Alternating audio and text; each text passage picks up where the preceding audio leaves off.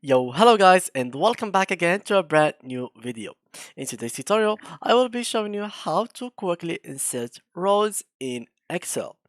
So, guys, it happens to all of us from time to time. You really forgot to insert a data in your list in Excel. So, for example, here as you can see, I have three names: Mikhail, Christopher, and Jessica.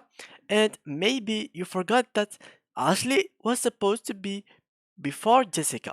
So how we can actually fix that problem and insert rows in Excel, that's what I'm going to show you in this tutorial, and Excel will be just games of childs for you now.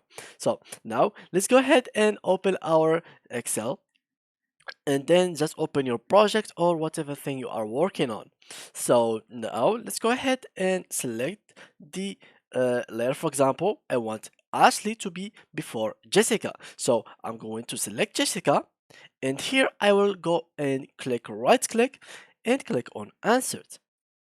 As you can see, Jessica has been dropped down and an empty row has been created for us. Now, what you can do is basically copy Ashley and paste it before Jessica, just like so. And here you go, guys. For example, you can do that whatever you'd like. So you can do that even for columns if you wanted to insert a column. So here it is.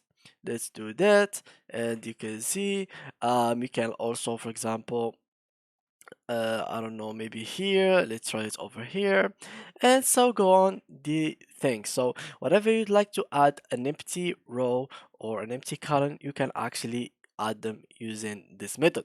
So thank you guys for watching, and I hope you learned something today. So thank you a lot for watching, and see you in the next video.